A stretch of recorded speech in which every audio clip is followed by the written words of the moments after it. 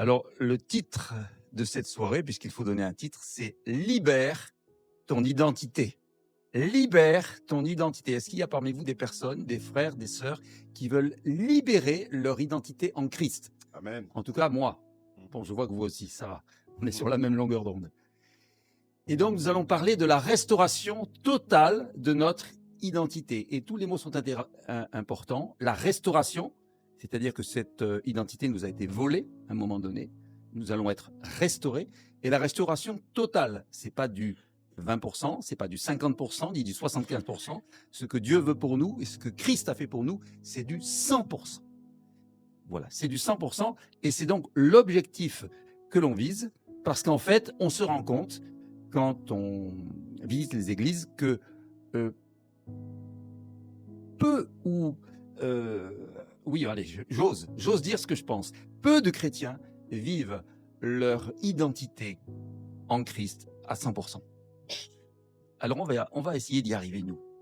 Hein? Surtout que c'est offert, c'est gratuit, c'est cadeau de Jésus. On va parler donc de restauration spirituelle, et cette restauration commence et repose sur la restauration de notre identité de fils et filles de Dieu. Nous avons tous à un moment donné ou un autre besoin d'une guérison de notre identité en Christ. Et tu as bien dit le mot, il s'agit d'une guérison. Parce que même si ça nous est donné, parfois les blessures de la vie font qu'on n'ose pas entrer dans cette identité qui pourtant est cadeau. C'est-à-dire, c'est comme si vous aviez 1 million d'euros à la caisse d'épargne et puis que vous viviez comme un mendiant. Parce que vous n'osez pas, ou peut-être vous ne le savez même pas. Alors on va aller dans toutes ces informations qui vont vous ouvrir les clés du coffre de la caisse d'épargne céleste. Et pour cela, nous avons besoin de bien connaître en quoi consiste notre identité spirituelle. Sous deux angles. Tout d'abord, d'un point de vue général, en tant qu'être humain. En tant qu'être humain, qui suis-je? Qu'est-ce qu'un être humain, finalement, puisque je fais partie, moi aussi, de l'humanité? Deuxièmement, d'un point de vue particulier, en tant que personne, dans cette immense humanité, moi, je suis une personne. Mais en fait, qui suis-je vraiment? Et on va aborder ces deux angles d'approche. Parce que le Christ ne se contente pas de nous sauver, c'est déjà bien, c'est déjà énorme, mais il nous restaure, et il restaure l'être humain à la fois en général et en particulier. Nous allons commencer par la restauration de notre identité en tant qu'être humain. Et vous allez voir, ça nous concerne.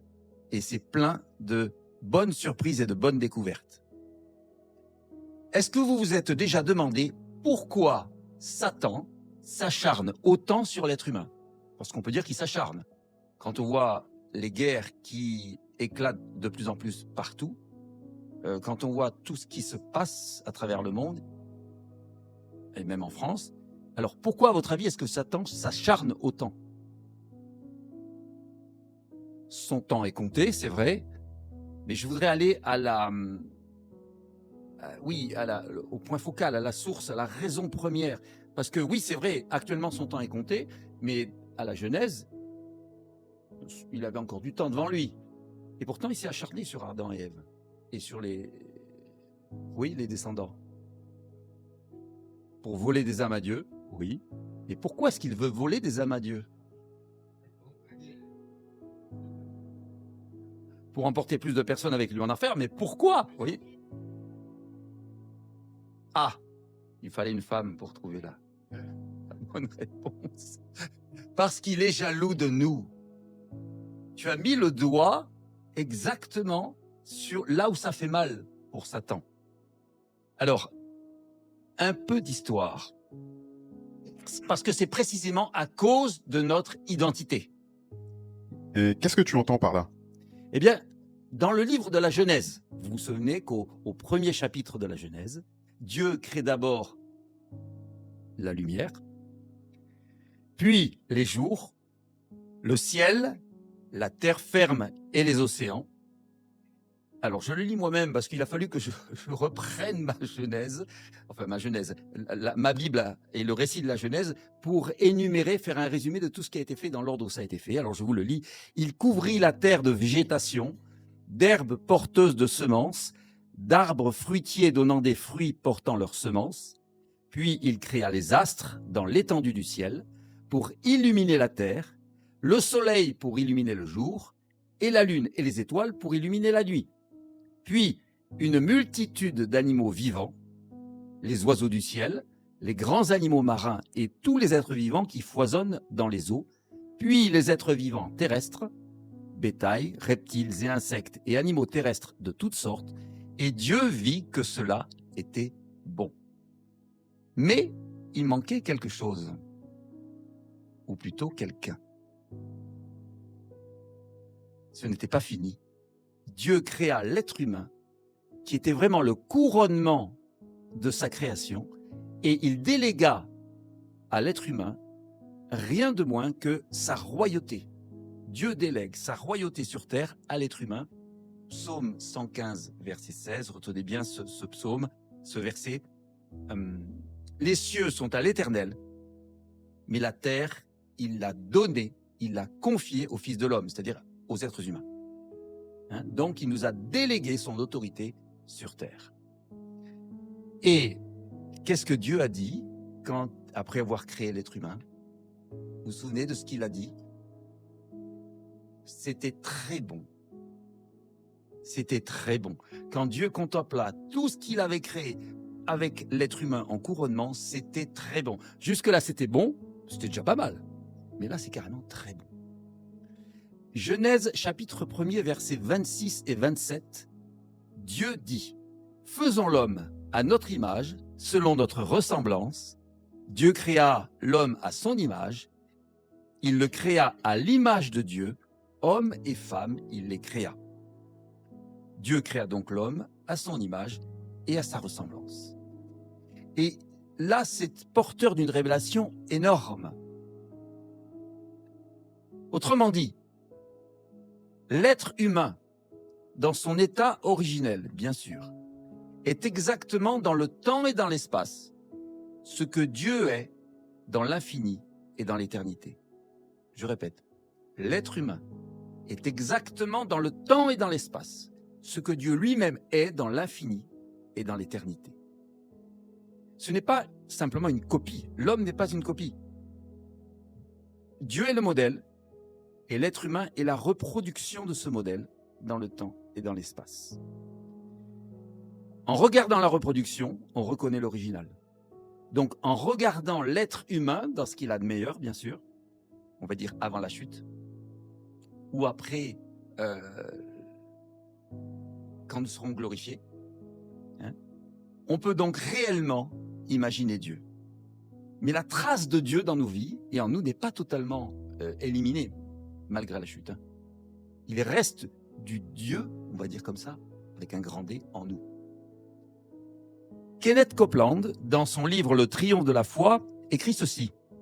« L'homme est vraiment un être spécial. Il a été créé à l'image de Dieu. Il est fait pour vivre en communion avec le Seigneur. Certains pensent que Dieu a créé l'homme pour avoir quelqu'un à dominer. Mais Dieu n'est pas un dominateur. Dieu n'est pas un dominateur. Il est amour. Et l'amour a besoin de quelqu'un à qui il puisse se donner. C'est pour cette raison que Dieu a créé l'homme, pour pouvoir lui donner son amour. C'est pas beau ça? Vous savez, il y a quelque chose, allez, je brode un petit peu, qui m'a surpris et même choqué, c'est quand on disait que Dieu a créé l'homme pour le servir et le louer. Je suis désolé, c'est faux. Dieu a créé l'homme pour avoir quelqu'un à aimer et quelqu'un qu'il aime. C'est ça la raison première. Et il est évident que quand on aime, et quand on aime Dieu en particulier, ben on court derrière tout ce qu'on peut faire pour le servir. Ça devient naturel. En fait, c'est comme dans un couple. Hein. Quand on est aimé et qu'on aime, ben on a envie de servir l'autre. Alors, je reprends donc ce que dit Kenneth Copeland, le Seigneur aurait pu donner son amour aux anges, et c'est ce qu'il a fait. Pourtant, cela ne l'a pas pleinement comblé. Pourquoi? Parce que les anges ne sont pas créés à son image. Mais vous êtes comme Dieu. Admettons par exemple que vous ayez un chiot comme animal de compagnie. Et je connais certaines personnes ici qui ont des animaux de compagnie, ou qui en ont eu. Vous pouvez avoir une relation avec lui jusqu'à un certain point, mais le jour viendra où vous ressentirez le besoin de parler à quelqu'un qui vous ressemble et d'avoir une communication à votre niveau. Vous êtes ainsi parce que Dieu est ainsi. En fait, vous lui ressemblez. Il a le désir de communier avec quelqu'un qui est comme lui.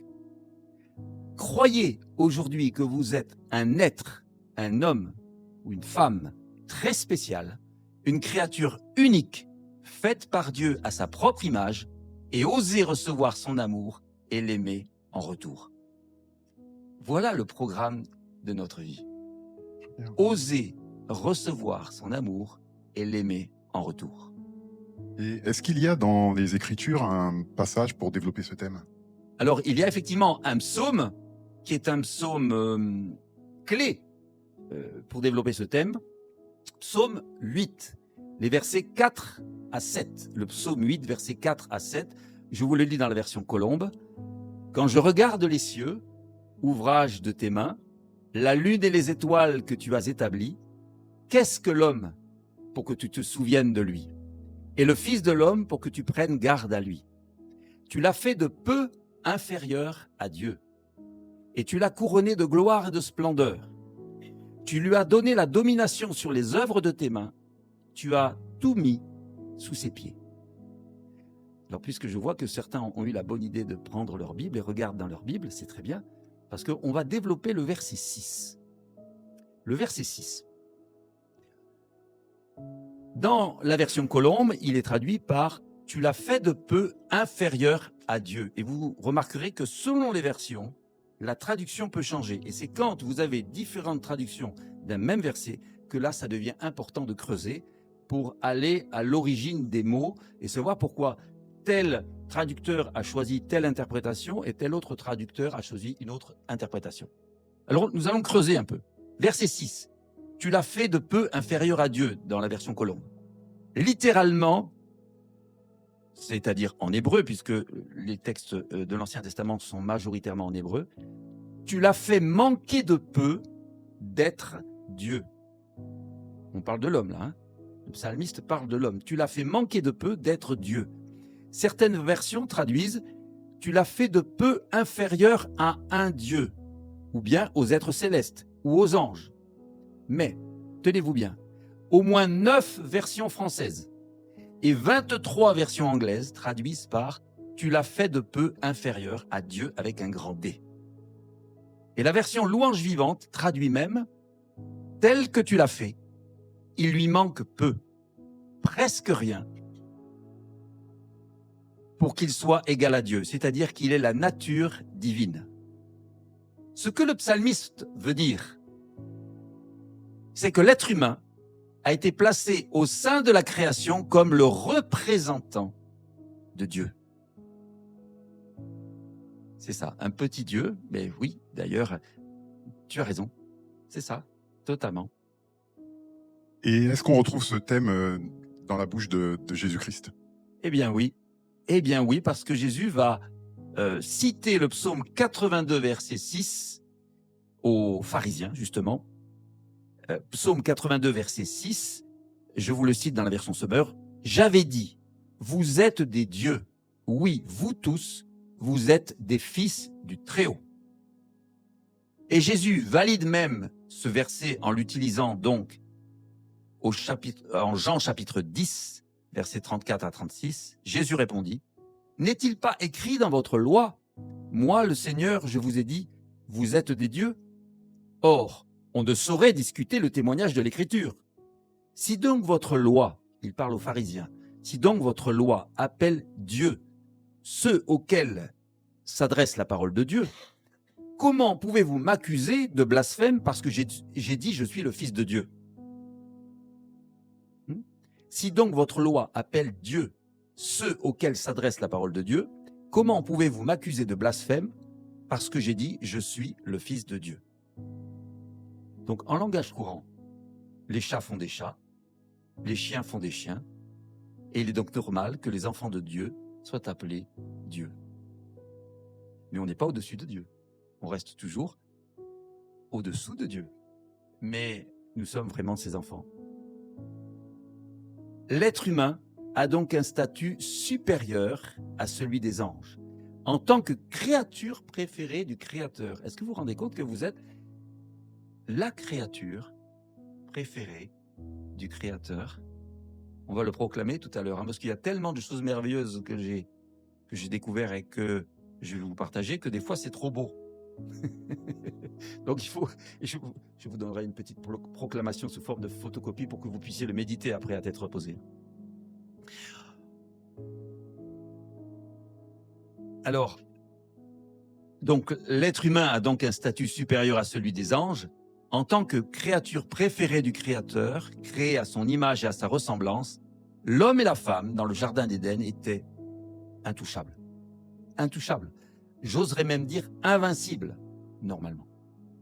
Mais lorsqu'ils choisirent de désobéir à Dieu, en choisissant d'obéir au serpent, c'est malheureusement un choix. La communion avec le Créateur fut rompue, et Dieu, qui est saint, n'a pas eu d'autre possibilité que de les écarter provisoirement de sa présence. Ainsi, on peut dire qu'en s'éloignant de la présence de Dieu, l'homme et la femme conservèrent l'image, une image quand même amoindrie et abîmée, mais perdirent la ressemblance avec Dieu. Ils ont conservé l'image extérieure, je dirais, mais ils perdirent la ressemblance intérieure avec Dieu qui faisait la communion. Mais Dieu aime l'être humain et il avait un plan. Son nom, c'est... Waouh, bravo. Son nom, c'est Jésus, bien sûr. Dans la lettre aux Philippiens, chapitre 2, versets 5 à 8, Jésus-Christ, lui qui, dès l'origine, était de condition divine, ne chercha pas à profiter de l'égalité avec Dieu. Mais il s'est dépouillé lui-même. Littéralement, il s'est vidé de lui-même. Et il a pris la condition de serviteur. Il se rendit semblable aux hommes en tout point, et tout en lui montrait qu'il était bien un homme. Il s'abaissa lui-même en devenant obéissant jusqu'à la mort, oui, la mort sur la croix. Satan, par orgueil vis-à-vis de Dieu et, tu as raison, par jalousie vis-à-vis de nous, vis-à-vis de l'homme, avait voulu détruire l'homme en le rendant désobéissant. C'était ça son plan. C'est de nous pousser à l'erreur pour que nous nous détruisions nous-mêmes, en fait. Et il a failli y arriver. Mais Dieu, par amour, décide de sauver l'être humain en se faisant lui-même homme, obéissant jusqu'à la mort et à la mort sur une croix. Ainsi, en Christ, Dieu redonne à l'humanité la possibilité de retrouver ce qu'il avait perdu, c'est-à-dire sa ressemblance avec Dieu. En effet, dans le temple de Jérusalem, il y avait un rideau, autrefois, qui fermait l'accès au lieu très saint de la présence divine. Je ne sais pas si vous avez en tête la structure du temple. Alors, on appelait ça le voile, mais comme il était épais, on peut vraiment l'appeler un rideau. Mais on l'appelle le voile ou le rideau, effectivement. En fait, il y a trois parties dans le temple. Vous avez la partie où se font les sacrifices, d'ailleurs, c'est le parvis. Après, on entre dans le sanctuaire, et dans le sanctuaire, vous avez deux salles. Une qu'on appelle le Saint, S-A-I-N-T. Vous avez le chandelier à 7 branches, les pains de proposition. Et puis après, il y a un rideau qui sépare de la deuxième partie. Vous avez l'arche de l'Alliance, où se manifestait la présence de Dieu, et où seul le grand prêtre, le souverain sacrificateur, avait l'autorisation d'entrer une fois par an. Le lieu très saint. Merci j'avais oublié de le préciser. Et donc ce voile fermé l'accès au lieu très saint de la présence divine où se trouvait l'Arche d'Alliance. Au moment de la mort de Jésus, que s'est-il passé? Un tremblement de terre, et ce rideau se déchira non pas de bas en haut, mais de haut en bas. Ça veut dire que ça ne pouvait pas être une intervention humaine. Et la possibilité de communion avec le Père a été rétablie.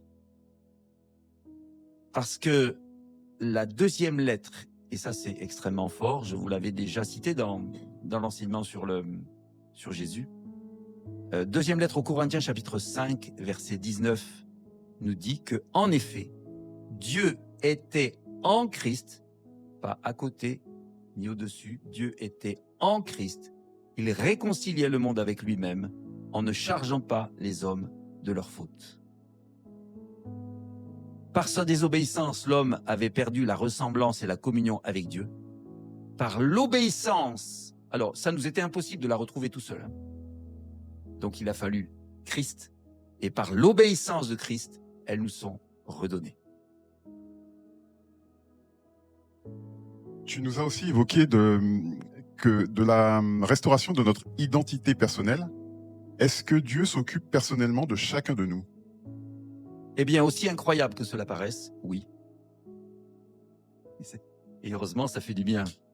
Alors justement, nous allons parler de cela maintenant, la restauration de votre identité personnelle à chacun, et puis la mienne aussi. Parce que le salut n'est pas un salut de masse. Vous n'avez pas été sauvés en vrac avec les autres. Par hasard, non. Dieu nous sauve et nous restaure chacun personnellement. C'est pas réconfortant de savoir ça. C'est qu'il n'est pas seulement notre Père, il est notre papa, chacun de nous. On peut lui dire papa. Moi, j'ai mis un certain temps avant de lui dire papa.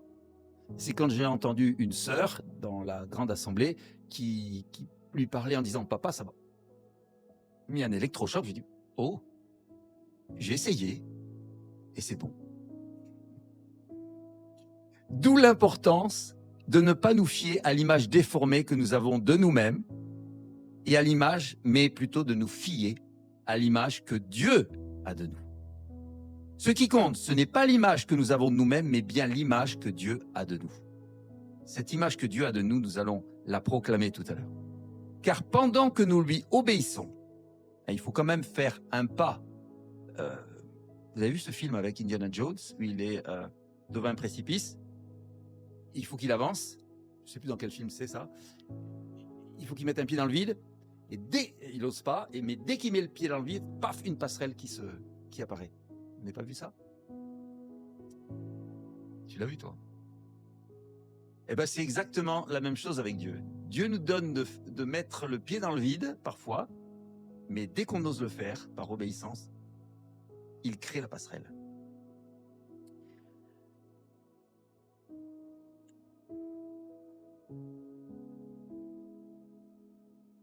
Oui. Pendant que nous lui obéissons, Dieu se charge de nous restaurer à l'image de son Fils par son esprit qui habite en nous. Et c'est ça la passerelle. Dieu nous restaure à l'image de son Fils par son esprit qui habite en nous. Dans la deuxième lettre aux Corinthiens, chapitre 3, verset 18. Nous tous, qui le visage dévoilé, reflétons comme un miroir la gloire du Seigneur, nous sommes transformés en la même image de gloire en gloire par le Seigneur, l'Esprit. Je vous le relis. Nous tous, qui le visage dévoilé, c'est-à-dire honnête, il faut nous dévoiler devant Dieu. Nous ne portons pas de masque. Nous laissons tomber le masque. Nous tous qui le visage dévoilé, reflétons comme un miroir. Vous êtes les miroirs de la gloire de Dieu. La gloire du Seigneur. Nous sommes transformés en la même image de gloire en gloire, comme par le Seigneur, l'Esprit. Je vous le lis dans la version Chouraki. Nous tous, vous savez que la version Chouraki est toujours un peu surprenante, mais intéressante. Nous tous, réfléchissant à face découverte la gloire de l'Adon, Adonai, le Seigneur, en hébreu, nous sommes métamorphosés dans sa même image, de gloire en gloire, par l'Adon, le souffle, l'esprit. Dans la version Sommer, dans une gloire dont l'éclat ne cesse de grandir. C'est là l'œuvre du Seigneur, c'est-à-dire de l'Esprit. Et si je faisais la synthèse des trois versions, vous verrez que c'est bon ça des fois de comparer les versions et puis de faire votre version. Eh bien je vais le faire. Nous tous, qui le visage dévoilé reflétons comme un miroir la gloire du Seigneur, nous sommes métamorphosés dans la même image, dans une gloire dont l'éclat ne cesse de grandir. C'est là l'œuvre du Seigneur, c'est-à-dire de l'Esprit. Waouh! Waouh, waouh, waouh! C'est bon à entendre. Pendant que nous lui obéissons, Dieu se charge de nous transfigurer à l'image de son Fils. Chouraki disait métamorphoser, osons transfigurer à l'image de son Fils par son Esprit qui habite en nous. Gloire à Dieu! Alors notre ami Kenneth Copeland a une épouse qui s'appelle Gloria. Et Gloria nous dit ceci. Avez-vous déjà réfléchi au fait que l'homme, l'être humain, est la seule créature de Dieu qui ait besoin de mettre des vêtements pour se couvrir? Vous n'y avez jamais réfléchi avant de lire, moi non plus. Et vous allez voir que ça a un sens. Toutes les autres créatures ont naturellement leurs propres vêtements. Certaines ont une fourrure, d'autres ont des plumes, d'autres ont des écailles ou du cuir, mais tous ces vêtements proviennent de l'intérieur d'eux-mêmes. La plupart des gens ne le réalisent pas, mais au commencement, l'homme était revêtu de la même manière. Non, elle ne veut pas dire avec des écailles, des plumes ou de la fourrure. Écoutez bien, l'homme était revêtu de la même manière car il fut créé à l'image de Dieu. Si vous lisez Ézéchiel chapitre 8 verset 2, vous voyez que Dieu est revêtu de feu. Ce feu, c'est la gloire qui émane du fond de son être à Dieu. Au moment de la création, puisque nous sommes créés à son image et à sa ressemblance, l'être humain était lui aussi recouvert de la gloire de Dieu. Voilà notre vêtement. Elle irradiait de son être intérieur et se manifestait sur son corps. C'est pour cela qu'il n'était pas conscient de sa nudité. Parce qu'en fait, il n'était pas vraiment nu puisqu'il était revêtu de la gloire de Dieu, rempli et revêtu de la gloire de Dieu. Jusqu'au moment où il chuta et où la gloire de Dieu le quitta. Ce fut un jour tragique quand l'être humain perdit ce vêtement glorieux. Sachez pourtant qu'il n'est pas perdu pour toujours. La parole de Dieu dit que nous pouvons la recouvrer. Lorsque vous avez mis votre foi dans le sang de Jésus et que vous êtes né de nouveau, la gloire de Dieu est revenue demeurer en vous. Peut-être est-elle bien cachée, pelotonnée pour le moment dans un coin de votre être, mais je peux vous assurer qu'elle est là.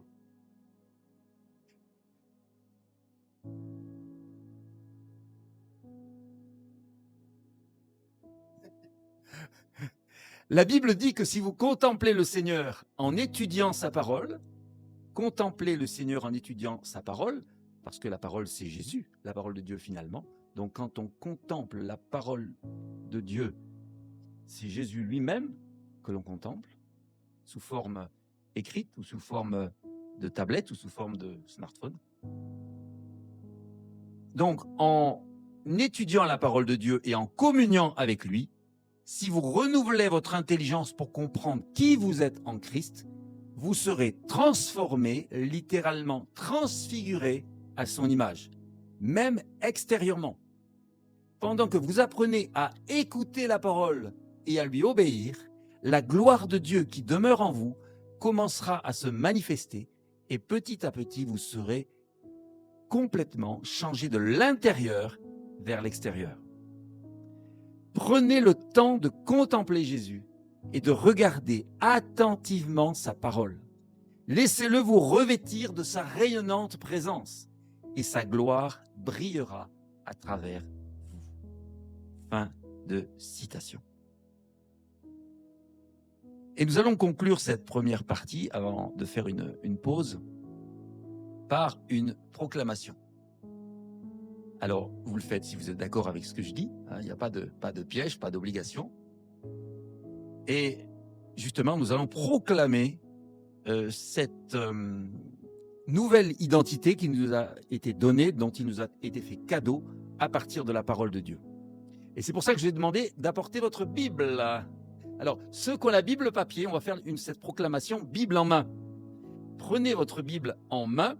Si vous ne l'avez pas, prenez votre smartphone, mais je vous laisse 1 minute pour vous connecter sur une application biblique, que c'est du sens quand même. Hein? Vous avez un site biblique ou une application biblique? Yes, good.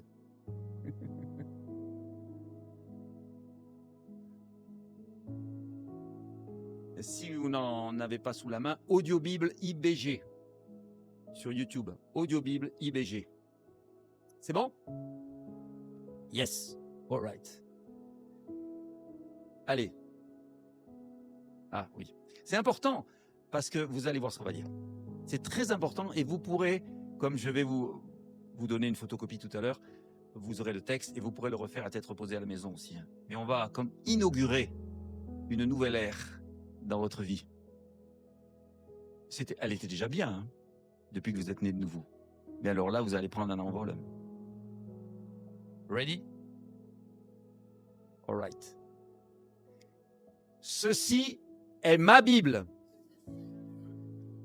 Je suis ce qu'elle dit que je suis. J'ai ce qu'elle dit que j'ai. Et je peux faire ce qu'elle dit que je peux faire. Aujourd'hui,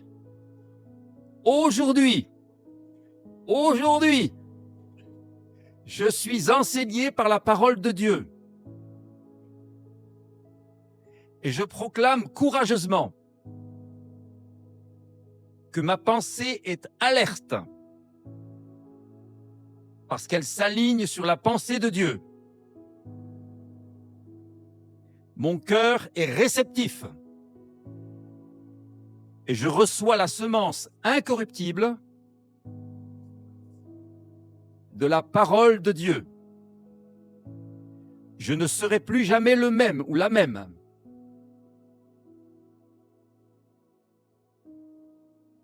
Au nom de Jésus. Merci Jésus pour ta parole révélée. Merci Saint-Esprit pour la mise en lumière de la parole et la liberté qui ne se trouve qu'en toi. Amen.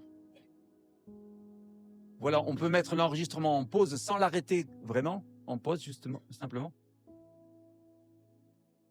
Wow, me dit yes, all right. Que se passe-t-il lorsque vous vous repentez et que vous acceptez Jésus comme votre sauveur et Seigneur personnel? En fait, c'est une question. Qu'est-ce qui se passe?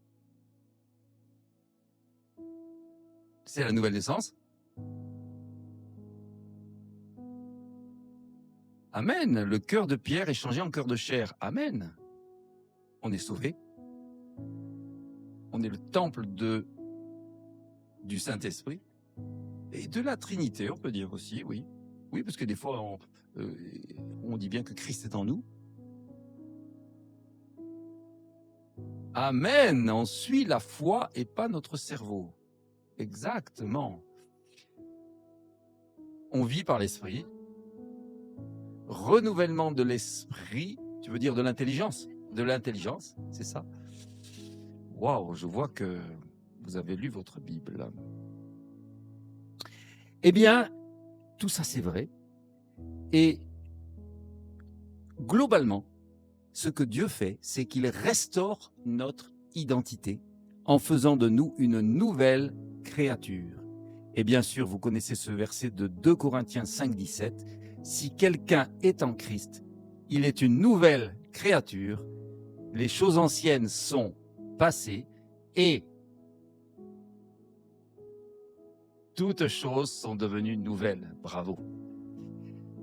Je le redis, parce que je vais vous poser une question. Écoutez bien.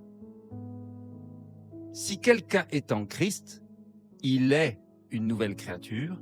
Les choses anciennes sont passées. Voici toutes choses sont devenues nouvelles. Est-ce que vous avez remarqué que les verbes ne sont pas au futur, mais au présent? Que ce sont des choses acquises. Ce qui signifie que par la nouvelle naissance, vous avez été intérieurement recréé en Christ. Votre esprit a été régénéré par le Saint-Esprit. Vous vous rendez compte que le même esprit que celui qui était en Jésus est venu en vous. Il n'y a pas deux Saint-Esprits. Il n'y a pas un esprit pour Jésus et un esprit pour nous. Il n'y a pas un esprit pour les adultes, un esprit pour les enfants. Il n'y a pas un esprit pour les hommes et un esprit pour les femmes. C'est le même Saint-Esprit. Waouh! Et ce Saint-Esprit a régénéré notre esprit. Et le Père se tourne vers nous et nous dit, « Tu es mon fils, tu es ma fille bien-aimée, c'est moi qui t'ai engendré et tu fais toute ma joie. » Tu es mon fils, ma fille bien-aimée, c'est moi qui t'ai engendré et tu fais toute ma joie. Romains 8, versets 15-16. En effet, vous n'avez pas reçu un esprit qui fait de vous des esclaves et vous ramène à la crainte. Non, vous avez reçu l'Esprit Saint qui fait de vous des fils et des filles adoptifs de Dieu. Car c'est par cet esprit que nous crions « Abba », c'est-à-dire « Père ». Et en réalité, ça veut dire « Papa ». Papa. Cet esprit lui-même atteste à notre esprit que nous sommes enfants de Dieu. Et cela nous est confirmé dans la lettre aux Galates, chapitre 4, versets 6 à 7. « Puisque vous êtes bien ses fils et ses filles, Dieu a envoyé dans nos cœurs l'esprit de son Fils qui crie « Abba », c'est-à-dire « Papa ». Ainsi donc, tu n'es plus esclave, mais fils ou fille, tu es héritier, héritière des biens promis grâce à Dieu. Amen. Pourtant, force est de constater que nous conservons dans notre chair une certaine tendance au péché, n'est-ce pas? Eh bien, il me semble l'avoir remarqué, oui. Je ne sais pas si ça vous arrive de faire ce genre de constat. On aimerait bien être parfait dès maintenant. Mais nous sommes, comme disait Carlos Payan, des chrétiens en chantier. Des chrétiens en chantier. En tout cas, le chantier a commencé, il est bien avancé. Il reste encore quelques petits travaux à faire. Mais ce qui est rassurant, c'est que même si nous conservons dans notre chair, c'est-à-dire, qu'est-ce que c'est la chair? En fait, c'est pas seulement le corps, c'est le corps et l'âme. L'âme et le corps. Une certaine tendance au péché, nous pouvons désormais en triompher. Voilà la différence. Avant, nous étions victimes, soumis aux tendances et aux impulsions de notre âme et de notre corps. Plus maintenant. Le Saint-Esprit qui habite maintenant en nous vivifie notre être et nous donne la force de dominer la chair et de triompher de la chair. Et ça, c'est exactement ce que Dieu avait dit à quelqu'un au tout début dans la Genèse. Ça vous dit quelque chose? Dominer la chair, dominer le péché. Il avait dit ça à quelqu'un. Non, bien avant. C'est juste après Adam et Ève. Hein? Oui, à Caïn. Le péché est couché à ta porte, mais toi, domine sur lui. Malheureusement, Caïn a quand même tué son frère. Et une longue suite de péchés ont montré que maîtriser la chair par nos forces humaines était impossible. Sauf que maintenant, nous avons reçu par Jésus-Christ et grâce au Saint-Esprit la force de le faire. Amen. Et Jean chapitre 3 nous le confirme. Chapitre 3 et chapitre 5. Celui qui est né de Dieu par la nouvelle naissance, dans la première lettre de Jean, première lettre de Jean, chapitre 3 et chapitre 5. celui qui est né de Dieu par la nouvelle naissance ne s'adonne pas au péché, car la vie qui vient de Dieu a été implantée en lui et demeure en lui. C'est la version Sommer. Il ne peut pas continuer à pécher puisqu'il est né de Dieu. Toute désobéissance à la loi, c'est-à-dire à Dieu en fait, est un péché. Certes, mais tous les péchés ne mènent pas à la mort. Nous savons que celui qui est né de Dieu ne commet pas le péché qui mène à la mort, car le Fils de Dieu le protège. Ainsi, le diable ne peut-il rien contre lui. Le diable ne peut rien contre nous, sauf si nous l'autorisons. Et c'est bien ce qui s'est passé dans le Jardin d'Éden. Mais le diable ne peut plus rien contre nous.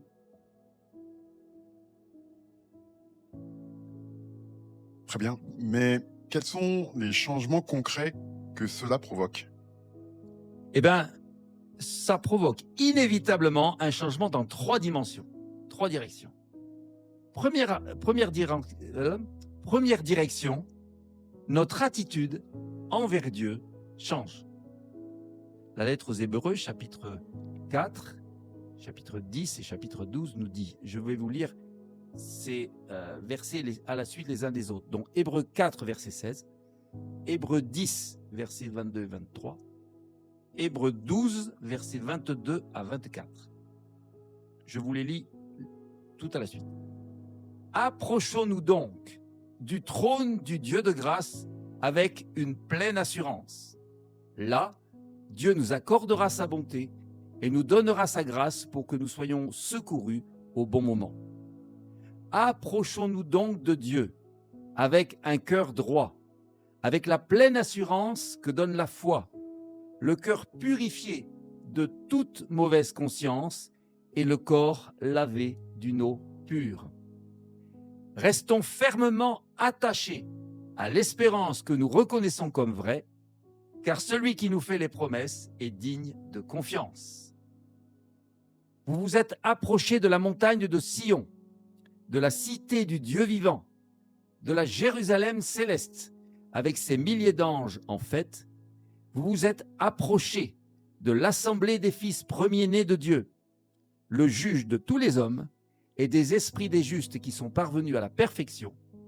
Vous vous êtes approchés de Jésus, le médiateur d'une alliance nouvelle et de son sang qui parle encore mieux que celui d'Abel. Amen. Vous vous êtes rendu compte à quel point, bien sûr, le mot « approcher » est apparu dans ces versets 1 fois, 2 fois, 3 fois, 4 fois, 5 fois. Donc le grand changement, c'est qu'avant nous n'étions pas dignes de nous approcher de Dieu, mais Christ nous a rendus, en lui, il nous a rendus dignes de nous approcher enfin de notre Papa Céleste et de nous jeter dans ses bras. Ouais, c'est bien, mais est-ce que notre attitude envers les autres change également? Eh bien, normalement, oui. Notre attitude envers les autres change. Alors, je vais vous lire, c'est dans ma tablette, dans la lettre aux Colossiens, lettre aux Colossiens, chapitre 3, versets 1 à 17. Alors,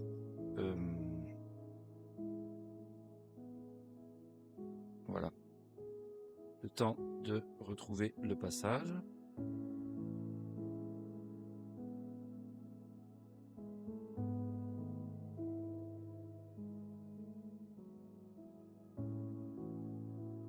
Voilà.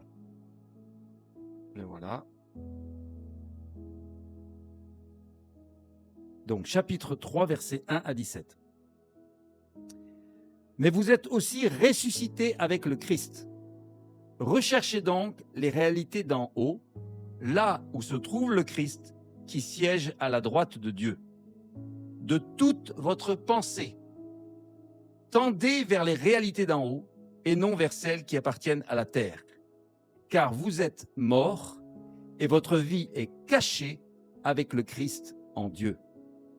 Le jour où le Christ apparaîtra, lui qui est votre vie, alors vous paraîtrez vous aussi avec lui en partageant sa gloire.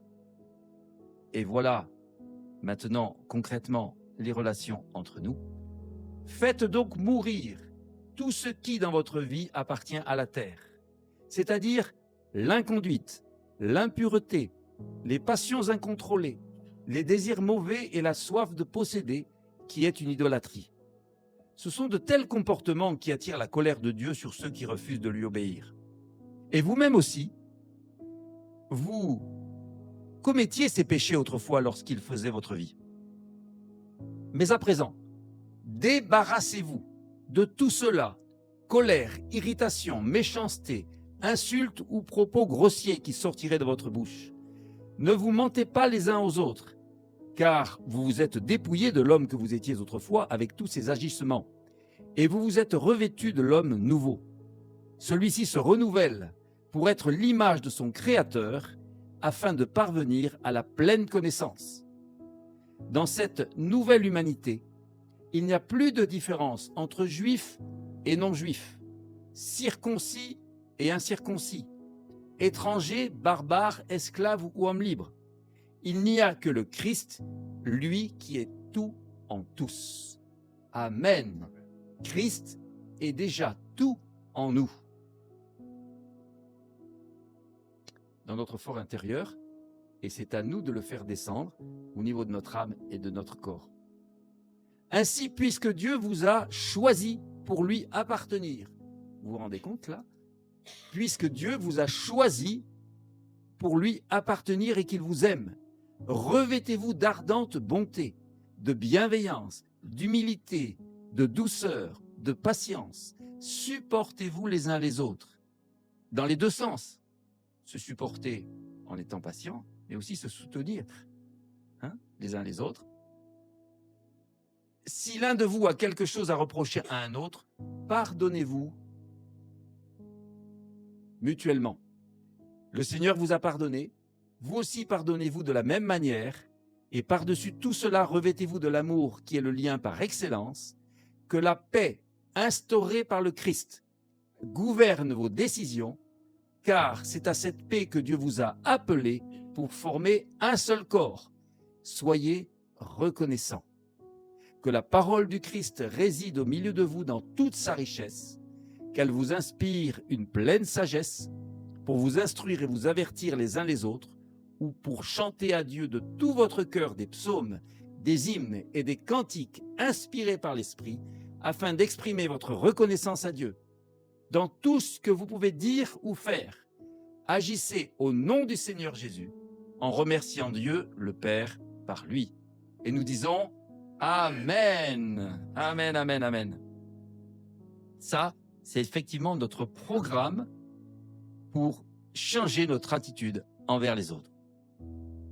Très bien. Alors, notre attitude envers les autres, je comprends. Et envers l'ennemi de nos âmes. Eh bien oui, bien sûr. Et nous allons le sceller tout à l'heure justement par une proclamation.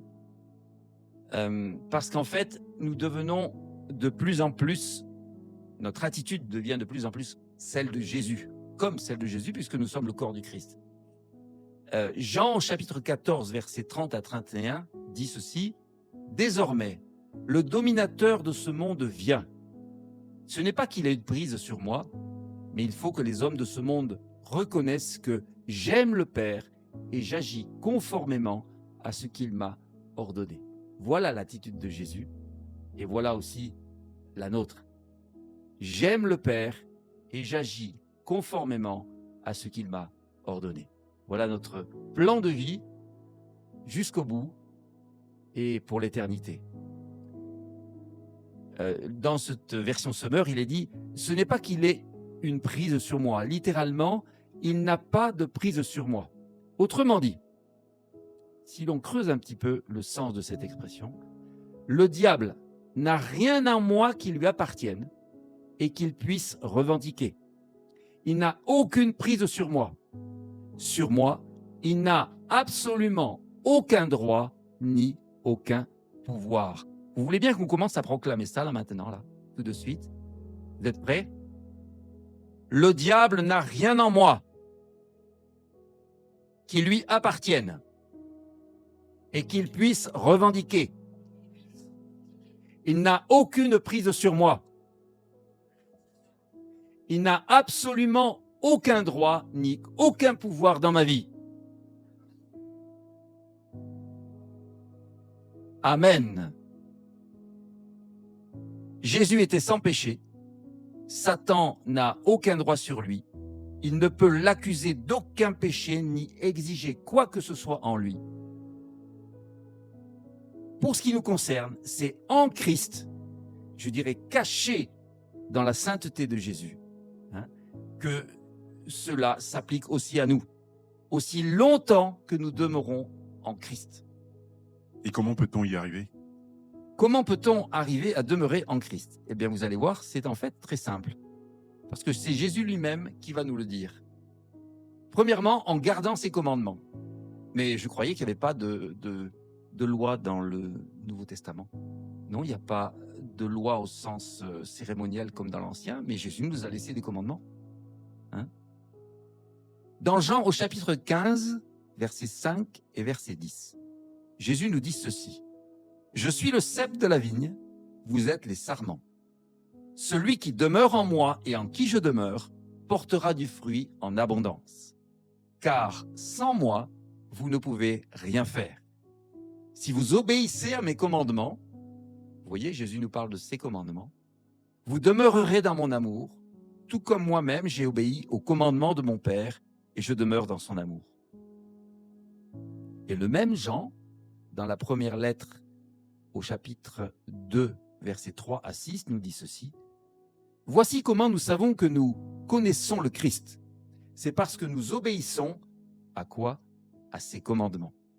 Si quelqu'un dit « je le connais », sans obéir à ses commandements, c'est un menteur, et la vérité n'est pas en lui. Celui qui observe sa parole montre par là qu'il aime Dieu de façon parfaite. C'est ainsi que nous savons que nous sommes unis à lui. Celui qui prétend qu'il demeure en Christ doit aussi vivre comme le Christ a vécu. » Alors ça, c'est un objectif vers lequel nous tendons et nous faisons tous nos efforts pour y arriver. Deuxièmement, deuxième direction, c'est en nous écartant du péché, bien sûr. Dans la première lettre de Jean, chapitre 3, au verset 6, « Quiconque demeure uni à lui cesse de pécher, mais celui qui continue à pécher ne l'a pas vu et ne l'a pas connu. » Voilà. Nous avons aussi pour objectif de cesser radicalement de pécher. Dans la lettre aux Romains, chapitre 6, « Que le péché n'exerce donc plus sa domination sur votre corps mortel. » Vous voyez, on parlait de domination. Auparavant, c'est le péché qui nous dominait, et maintenant, c'est nous qui le dominons. Ha ha, alléluia! Donc, que le péché n'exerce donc plus sa domination sur votre corps mortel pour vous soumettre à ses désirs. Ne mettez pas vos membres à la disposition du péché comme des armes au service du mal, mais puisque vous étiez morts et que vous êtes maintenant vivants, offrez-vous vous-même à Dieu et mettez vos membres à sa disposition comme des armes au service du bien. Car le péché ne sera plus votre maître, le péché n'est plus mon maître. Et tac, le péché ne sera plus votre maître, puisque vous n'êtes plus sous le régime de la loi, mais sous celui de la grâce. Amen. Troisième direction, en nous préservant de toute fausse doctrine. Parce que c'est vrai qu'il n'y a pas le péché qui nous tend des pièges, il y a aussi les fausses doctrines. Et Jean nous en parle dans la deuxième lettre de Jean au chapitre 7. En fait, il n'y a qu'un seul chapitre. C'est du verset 7 à 11. Donc, deuxième lettre de Jean, versets 7 à 11. Un grand nombre de personnes qui entraînent les autres dans l'erreur se sont répandues à travers le monde. Ils ne reconnaissent pas que Jésus-Christ est devenu véritablement un homme. Celui qui parle ainsi est trompeur. C'est l'Antichrist. Prenez donc garde à vous-même pour que vous ne perdiez pas le fruit de nos efforts, mais que vous receviez une pleine récompense. Car celui qui ne reste pas attaché à l'enseignement qui concerne le Christ mais s'en écarte n'a pas de communion avec Dieu. Par contre, Celui qui reste attaché à cet enseignement est uni au Père comme au Fils.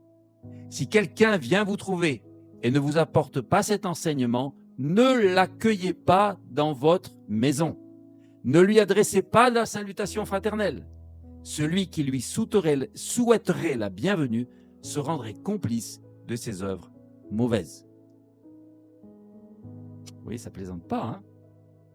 Dans la lettre aux Colossiens, chapitre 2, verset 8, « Veillez à ce que personne ne vous prenne au piège de la recherche d'une sagesse qui n'est qu'une tromperie et une illusion, qui se fonde sur des traditions toutes humaines, sur les principes élémentaires qui régissent la vie dans ce monde, et non pas sur le Christ. » Donc attention aux mauvaises utilisations de l'Écriture, comme le fit Satan envers Jésus dans le désert. Vous vous rendez compte que Satan, quand il est venu attaquer le roi de l'univers sur terre, on peut imaginer qu'il va dans sa bibliothèque, il cherche le meilleur bouquin d'occultisme pour attaquer Jésus, il fait un petit footing, il fait des haltères, il prend son bouquin d'occultisme et il va attaquer Jésus. Eh bien, il n'a pris aucun de ces bouquins.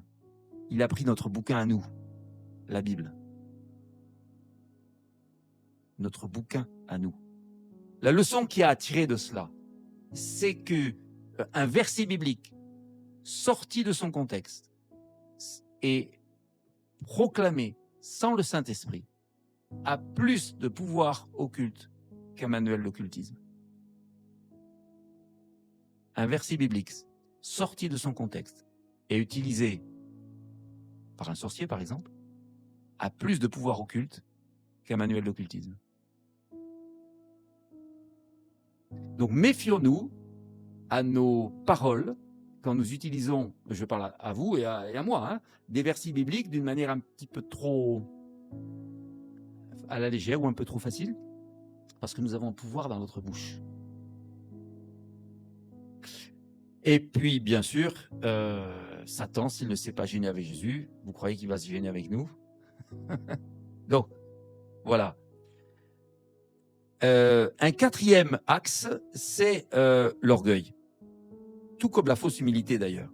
L'ennemi de nos âmes cherche constamment à nous déstabiliser pour nous rendre inefficaces, soit par des pensées d'orgueil, hein, on se voit au-dessus de ce que l'on est, soit à l'inverse, des pensées de fausse humilité, où on se sent indigne, incapable, coupable, un pauvre pécheur pardonné par grâce, mais de justesse, parce que mon Dieu, je ne le mérite pas.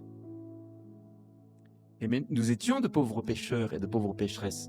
Mais une fois que nous avons été pardonnés par grâce, nous ne sommes plus ni pécheurs ni pécheresses. Il peut nous arriver encore de pécher. Oui, c'est la réalité.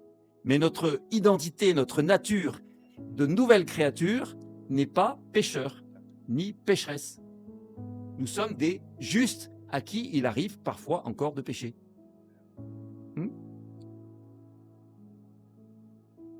S'il nous arrive de commettre une erreur, parce que la vie nous montre que c'est possible, repentons-nous immédiatement, demandons pardon à Dieu et à la personne concernée pour préserver la communion. Car, vous connaissez ce verset? Première lettre de Jean, chapitre 1er, verset 9. Alors je vais vous le dire. Si nous confessons honnêtement et sincèrement nos péchés à Dieu, nous pouvons avoir confiance en lui, car il agit de façon juste. Il pardonnera nos péchés et nous purifiera de tout mal. J'ai choisi cette version parce qu'elle était très claire. Alors je vous invite à prendre un petit moment, parce que là nous allons entrer dans une phase active. Enfin, moi je suis actif depuis tout à l'heure, mais actif pour vous aussi là. Avant de proclamer ce que l'on va proclamer, il faut aussi, vous avez un petit poids sur la conscience, ça peut arriver, moi ça m'arrive hein, parfois, d'avoir un poids sur la conscience, de demander tout de suite, mais silencieusement, hein, ça ne concerne que vous et Dieu, on prend une petite minute, vous demandez pardon à Dieu. Amen, amen. Est-ce qu'on pourrait sceller tout cela par une proclamation? Vous le voulez? Oui. Non, c'est pas très enthousiaste ça. Vous étiez dans la prière. Je vous ai dérangé. Oui, nous allons maintenant faire face à l'ennemi de nos âmes en lui rappelant qui nous sommes devenus en Christ. Parce que celui qui est en nous est plus grand que celui qui est dans le monde. Alors, vous êtes prêts?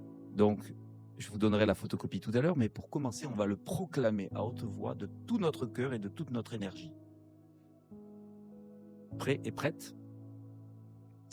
En tant que fils ou fille bien-aimée du Père, c'est par grâce que je suis sauvé, car j'ai été racheté par le sang précieux de Jésus, l'agneau de Dieu. Tous mes péchés sont pardonnés. Dieu est lumière et il n'y a en lui aucune obscurité. Si nous marchons dans la lumière, comme Dieu lui-même est dans la lumière, nous sommes en communion les uns avec les autres et le sang de Jésus, son Fils, nous purifie maintenant et continuellement de tout péché. Je suis une nouvelle créature, revêtue de la justice de Dieu en Jésus-Christ et renouvelée par le Saint-Esprit. L'Esprit de Dieu lui-même intercède pour moi en tant que nouvelle créature. Je fais maintenant partie du corps du Christ, l'Église universelle. J'ai reçu l'autorité du nom de Jésus, qui est au-dessus de tout nom, et devant qui tout genou fléchit, dans les cieux, sur la terre et sous la terre. Je suis rempli de la puissance du Saint-Esprit et je ne combats pas seul, mais en Église et avec l'armée céleste, grâce au sang de l'agneau et à la parole de Dieu dont je témoigne. Christ est mon roi. Étant en lui, je partage par grâce sa royauté spirituelle et je règne d'ores et déjà avec Christ dans les lieux célestes pour manifester son royaume ici sur terre par la puissance du Saint-Esprit. Et si vous êtes d'accord avec cette proclamation, vous dites Amen, Amen, Amen, Amen, Amen, Amen, Amen. Alors, vous qui êtes des chanceux, qui avez fait l'effort de venir, vous aurez la référence de tous ces versets, mais pour les personnes qui regarderont cette vidéo, pour vous qui regardez maintenant cette vidéo en replay, eh bien, je vais vous donner tous les versets que vous pourrez méditer à tête reposée. Romains chapitre 8, versets 15 à 16. Éphésiens chapitre 2, versets 4 à 10. Première lettre de Pierre, chapitre 1er, versets 18 à 19. Première lettre de Jean, chapitre 1er, versets 7 à 9. Deuxième lettre aux Corinthiens, chapitre 5, versets 17 à 21. Éphésiens, chapitre 4, versets 23 et 24. Romains 8, 26. Première lettre aux Corinthiens, chapitre 12, verset 27. Marc, chapitre 16, les versets 17 à 18. Philippiens, chapitre 2, versets 9 à 11. Première lettre aux Corinthiens, chapitre 3, verset 16. Hébreux, chapitre 1er, verset 14. Deuxième livre des rois, chapitre 6, versets 16 à 17. C'est dans ce livre qu'il est dit que ceux qui sont avec nous sont plus nombreux que ceux qui sont avec eux. Vous vous souvenez, c'est-à-dire que les anges qui sont avec nous sont plus nombreux que les mauvais esprits qui sont avec eux. Apocalypse, verset 12, versets 7 à 11. Jean, chapitre 18, versets 36 à 38. Et pour finir, la lettre aux Éphésiens, chapitre 1er, versets 17 à 23, et chapitre 2, verset 6. Romains, chapitre 5, verset 17. Deuxième lettre à Timothée, chapitre 2, verset 12. Alors, je vous invite à refaire cette proclamation à tête reposée pour que ces vérités s'installent pleinement en vous. Vous savez, c'est comme une application. On la télécharge, il faut l'installer. Et puis, il faut l'ouvrir. Mais tout ça, il faut le faire aussi en nous, grâce à la parole de Dieu, pour que ces vérités de la parole de Dieu deviennent vivantes en vous. C'est important de les lire, mais pas seulement de les lire, de les méditer. Vous savez, quand on a mangé un brugnon ou une pêche, qu'est-ce qu'on fait? On quoi? On le rejette pas. On le savoure. On le tourne plusieurs fois dans la bouche tellement c'est bon. Ben voilà.